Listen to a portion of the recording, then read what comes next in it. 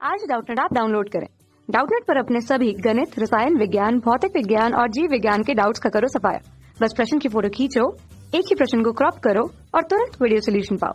अभी डाउनलोड करें। प्रश्न हमें दिया हुआ है कि आवृत्ति न्यू की ध्वनि तरंग उत्पन्न करता हुआ एक श्रोता से एक बहुत दूर रखा हुआ है और किसी समय स्रोत ए तरंग के साथ यदि श्रोता की ओर चलना शुरू कर देता है, उस समय उत्पन्न ध्वनि तरंगों की आवृत्ति श्रोता को कितनी सुनाई देगी, इसकी गणना हमें इस प्रश्न में करनी है, जहां हवा में ध्वनि का वेग हमें v से प्रदर्शित किया गया है। अब यदि हम सबसे पहले बात करें तो हम सबसे पहले यहाँ पर स्रोत जिसे s से हमने प्रदर्शित कर रखा है, स्रोत की स्थिति को प्रदर्शित करते हैं। इसके अनुसार काफी अधिक दूरी पर यहाँ कहा गया है, तो हमने वह दूरी मान लीजिए x दूरी ले ली है। x दूरी पर यहाँ पर श्रोता की स्थिति है, श्रोता जिसे हम o से प्रेषित करते हैं ऑब्जर्वर की तरफ, यहाँ पर श्रोता की स्थिति है। अब यह कहा गया है कि स्रोत जो है ध्वनि तरंग जिसकी आवृत्ति न्यू है, ध्वनि तरंग उत्पन्न करता है, ध्वनि तरंग। अब यहाँ पर ध्वनि संचरण की दिशा किस तरफ है, स्रोत से श्रोता की ओर, जहाँ पहली स्थिति पर स्रोत विरामावस्था पे रखा हुआ है, अर्थात हम यह स्थिति बोल सकते हैं t के लिए समय 0 सेकंड पर। अब इसमें ही कहा गया है कि किसी समय स्रोत a त्वरण के साथ श्रोता की ओर चलना शुरू कर देता है, तो हमने तो सबसे पहले स्थिति इससे पहला स्थिति दिया। अब यदि कहा गया है किसी समय a त्वरण के साथ, तो वह समय हम लेते हैं मान लीजिए दूसरी स्थिति पर मान लीजिए यहाँ पर स्रोत जो है t सेकंड पर a त्वरण से चलते हुए श्रोता की ओर चलते हुए वहां पहुंचता है, अर्थात यह पहली स्थिति और यह दूसरी स्थिति स्रोत की प्रदर्शित करी गई है, जहां बोला गया है कि हवा में ध्वनि का वेग यदि हम देखें तो उसे हमने v से प्रदर्शित कर रखा हुआ है। अब हम देखते हैं जब ध्वनि स्रोत वहां पर विरामावस्था पर मौजूद था या वहां से शुरू करता है वह गति करना, तब पहली स्थिति पर जब वह विरामावस्था में, तब ध्वनि स्रोत s द्वारा उत्पन्न की गई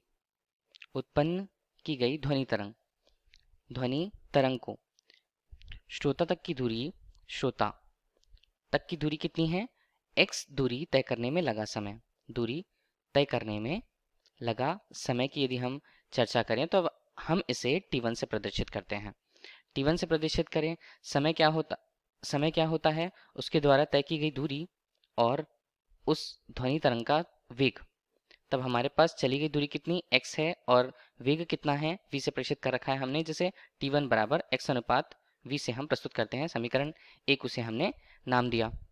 इसी तरह अब दूसरी स्थिति की हम बात करते हैं। दूसरी स्थिति पर जब यहाँ पर ध्वनि स्रोत s ध्वनि तरंग उत्पन्न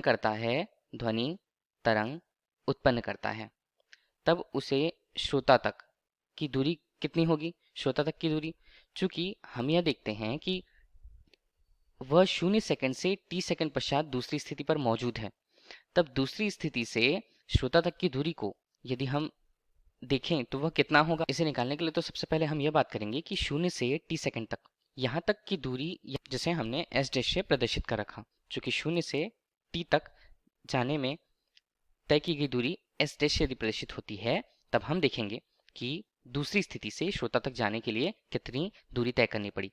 कुल दूरी थी x, यहाँ तक की दूरी है s डैश, तो बची दूरी कितनी होगी, x ऋण s डैश से प्रदर्शित होगी। इस दूरी को तय करने में लगा समय हमें ज्ञात करना है। अब यदि हम इसे ही देखें तो हमें s डैश का मान या s डैश की वैल्यू निकालनी होगी। s डैश हम किससे प्रेषित करते हैं, गति के द्वितीय समीकरण से। गति का द्वितीय समीकरण क्या होता है, गति का द्वितीय समीकरण s डैश बराबर ut धन 1/2 a t वर्ग, जहां s डैश का मान यदि हमें निकालना है u जो प्रारंभिक वेग में स्रोत विरामावस्था की स्थिति में था, इसे 0 और समय को t के रूप में यदि हम प्रदर्शित करें तो उसे इसका मान 0 आएगा। 1/2 a जो त्वरण उसके द्वारा उत्पन्न त्वरण के द्वारा वह निकला था और लिया गया समय उसे t वर्ग से प्रदर्शित होता है। इस प्रकार हमने यदि जाना तो s डैश का मान हमारे पास कितना आता है, 1/2 a t स्क्वायर। अब इसी मान को हम उस समय के रूप में रखेंगे, तब s ध्वनि तरंग द्वारा श्रोता तक पहुंचने में, दूसरी स्थिति से श्रोता तक पहुंचने में लगा समय यदि हमें देखना है तो हम उसे क्या लिखेंगे, हम उसे t2 से प्रेषित करते हैं। चूंकि एक से स्थिति दूसरे तक आने में लगा समय था t और बचा समय कितना है, x ऋण s डैश अनुपात v, चूंकि यह दूरी और वेग के अनुपात को समय के रूप में बताता है। अब यदि हम इनके मानों को रखें t x ऋण s का मान है हमारे पास 1/2 a t वर्ग, और यहाँ पर नीचे v का मान t2 से हम कुल रूप से प्रदर्शित करते हैं। मानों को रखते जाएं तब t2 का मान हमें प्राप्त होता है कुछ इस प्रकार। इसे हमने दे दिया समीकरण 2 नाम, समीकरण 2, जहां समीकरण 1 पहली स्थिति पे और समीकरण 2 दूसरी स्थिति पर लगे समय को प्रदर्शित करता था। इस प्रकार से हम समीकरण 1 एवं 2 की तुलना करके हम उस ध्वनि तरंग को कुल रूप से श्रोता तक पहुंचने में लगा समय, श्रोता तक पहुंचने में लगा समय किस प्रकार से लिख सकते हैं? इसे हम लिख सकते हैं t2 ऋण t1 से। मान को यदि हम रखते जाएं तो t2 का मान हमारे पास कितना है? t धन x ऋण 1/2 a t वर्ग अनुपात v ऋण x अनुपात v। हल करते हैं इसे, हमारे पास क्या मान आएंगे? यहाँ पर t, यहाँ पर इसे हल करते हैं तो x ऋण 1/2 a t वर्ग ऋण x अनुपात पर v, x और x के मान काटेंगे। यहाँ पे हमारे पास मान क्या आएगा? t ऋण 1/2 a t वर्ग अनुपात v, यह 2 को बताता है, और यहाँ पर है t2 ऋण t1।